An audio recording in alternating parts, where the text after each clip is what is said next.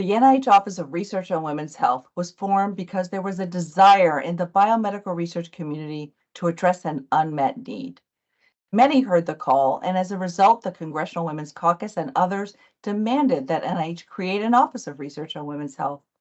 Since its establishment in 1990, ORWH has served as the focal point for women's health research at NIH, working across 27 institutes and centers to expand women's health research, ensure that women and underrepresented groups are included, and promote the career advancement of women in science. The good news is today, women represent over half of the participants of NIH-funded clinical research, and demonstrating that policies such as inclusion policy can have a large impact on people's lives. In 2000, we created the Building Interdisciplinary Research Careers in Women's Health program, also known as BIRCH. BIRCH is a mentored career development effort designed to connect junior faculty with senior faculty with shared interests in women's health and sex differences. We have supported over 750 junior faculty who have become women's health researchers around the world, and the vast majority of them happen to be women. Also, this program is the largest continuing training program for research on women's health, something of which we are extremely proud. In 2002, we created the Specialized Centers of Research Excellence on Sex Differences, or SCORE program, to study and generate data about women's health conditions. This program continues to focus on studying sex differences in health and disease to inform and improve the health of women and serves as a national resource for translational research at multiple levels of analysis to identify the role of biologic sex differences on the health of women.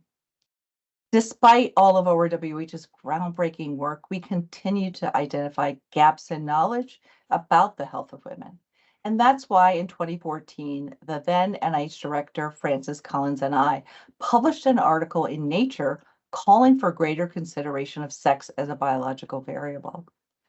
This catalyzed a national conversation around moving beyond the inclusion of women to addressing the need to study female animals and cells in preclinical research. In 2016, I was honored to lead ORWH in launching the landmark Sex as a Biological Variable, or SABV policy, which requires investigators for vertebrate animal and human studies to include male and female animals and cells or justify single-sex studies. This approach enhances rigor, innovation, and equity. Today, we know sex and gender should be considered everywhere health is the focus. And until it is as automatic as looking right and left before you cross the street, we have more work to do. In 2017, we introduced the Understudied, Underreported, and Underrepresented Populations, or U3 Interdisciplinary Research Program. This program funds research focused on the disproportionate burden of disease and adverse health outcomes that are experienced by some populations of women.